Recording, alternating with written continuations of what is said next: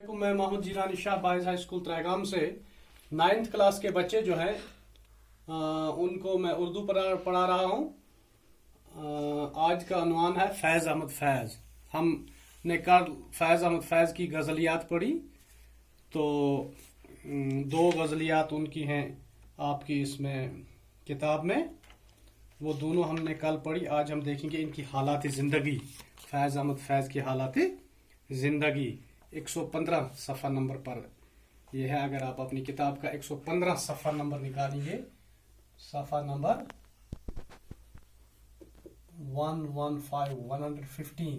115 सफ़ा नंबर आप अपनी किताब का निकालेंगे, वहीं पे ये दर्ज है फैज़ अहमद फैज़। तो देखिए, मैं ये पढ़ रहा हूँ। फैज़ अहमद फैज़ की पैदाइश 13 फरवरी 1911 को सियालकोट में हुई। ठीक है ना। ये जो अब पार्टीशन के बाद जब इसके हिंदुस्तान के दो हिस्से हो गए, तो अब ये सियालकोट पाकिस्तान में है। तब 1911 की बात है, तब ये एक ही देश था, हिंदुस्तान ही उसका नाम था। लेकिन बाद में जब इसकी पार्टीशन हुई तो ये पाकिस्तान में चला गया। उनके वालिद का नाम चौधरी मोहम्मद सुल्तान था। चौधरी मोहम्मद सुल्तान जो था, ये एक आलिम था, अरबी, फारसी, अंग्रेजी भी ये जानता था, और इसने सफारत भी की अफगानिस्तान की। इसने सफारत की कहाँ? इंग्लैंड में। हाँ, जो एक आलिम थे और इंग्लिस्तान में कुछ मुद्दत तक अफगानिस्तान के सफीर रहे। ठीक है ना। ये वहां पर इनके सफीर रहे, क्या कहते हैं इसको, अफगानिस्तान के सफीर रहे। कहां पर? इंग्लिस्तान में। फैज़ अहमद फैज़ ने आला तालीम लाहौर में, बचपन की जो इनकी तालीम थी फैज़ अहमद फैज़ की, वो इन्होंने यहीं पर हासिल की। कहां पर? सियालकोट में ही इन्होंने बचपन की तालीम हासिल की, इब्तिदाई तालीम जिसे कहते हैं, वो इन्होंने सियालकोट में हासिल की। फिर आला तालीम के लिए कहां चले गए? लाहौर चले गए। अंग्रेजी मजमून में इन्होंने मास्टर्स की डिग्री हासिल की।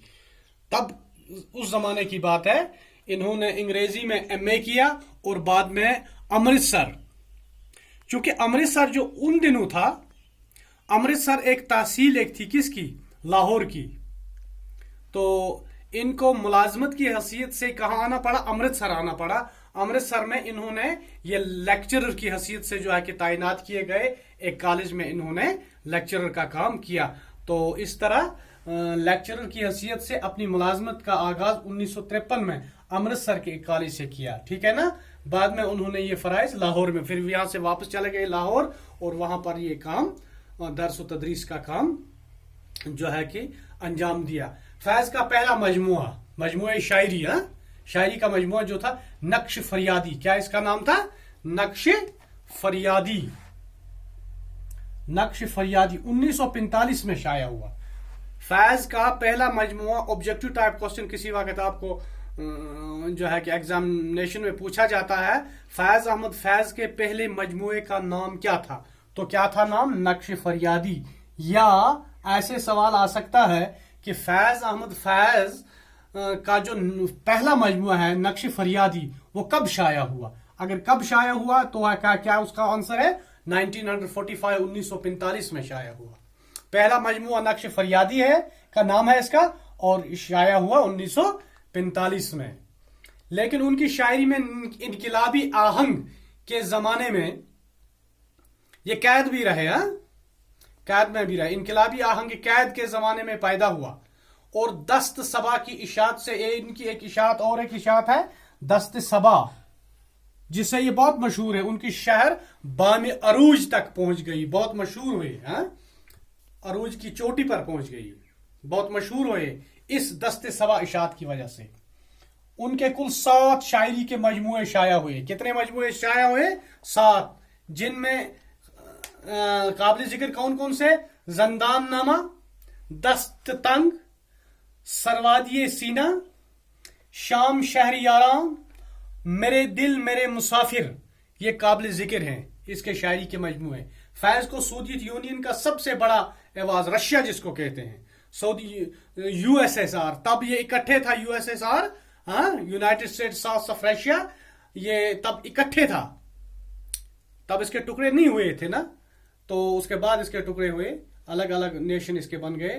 तो वहां का सबसे बड़ा एजाज एक है लेनिन अमन इनाम, ये भी इनको फैज अहमद फैज को दिया गया। इनका इंतकाल 20 नवंबर 1984 को लाहौर में हुआ। कब इनका इंतकाल हुआ? 20 नवंबर 1984 में। अब देखिए आपकी किताब पर, अगर आप इसके साथ कुछ और ऐड करना चाहेंगे, इतना ही लिखेंगे ठीक है बिल्कुल।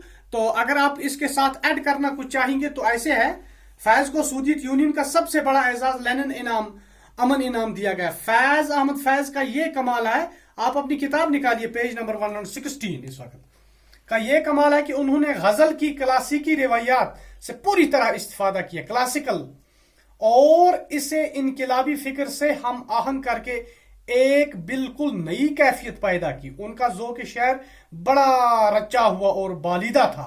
उन्होंने इनकलाबियत की खातिर तगज़ुल को और तगज़ुल की खातिर इनकलाबियत को भी कुर्बान नहीं किया, बल्कि अपनी गैर मामूली तख्लीकी सलाहियत से इनकलाबी फिक्र और आशिकाना लहजे को ऐसा आमेज किया कि उर्दू शायरी में एक नई जमालियाती शान पैदा हो गई और एक नए तर्ज बयान की बुनियाद पड़ी जो इन्हीं से मंसूब हो गया। फैज एक दर्दमंद दिल रखते थे, यानी कि इंसान दोस्त थे। उनका लहजा गनाई और फिक्र इनकलाबी थी, इसीलिए क्योंकि फिक्र इनकलाबी थी। तब अंग्रेजों की हुकूमत यहां पर थी, ये जेल भी जा चुके हैं, ठीक है ना, ये जेल भी जा चुके, इनके वालिद साहब जो है ये भी जेल जा चुके हैं। तो कई साल ये जेल में भी रहे हैं इसी इनकलाबी फिक्र की वजह से। उन्होंने जिंदगी में बड़ी से बड़ी सख्तियां झेली, लेकिन जुल्म और बेइंसाफी के साथ कभी समझौता नहीं किया और शायर के मनसब को भी हमेशा निभाया। उनकी शायरी में ऐसी दर्दमंदी, दिलावेजी, तासीर और जमालियाती रचाव है कि इसका दिल पर फौरन असर होता है। वो गजल और नज़म दोनों असनाफ में गजल भी ये कहते हैं और नज़म भी कहते हैं, मुमताज हैसियत रखते हैं, यानी कि आला दर्जा है इनका गजल गोई में भी और नज़मों में भी। तो ये भी आप इसके साथ ऐड कर सकते हैं। आप इसको कॉपी पर उठाएंगे तो जब जिस वक्त मैं आपको बोलूंगा तो उस वक्त मैं आपकी कॉपी को चेक करूंगा। इसका दूसरा हिस्सा जो है वो हम कल पढ़ेंगे। तब तक के लिए खुदा हाफिज।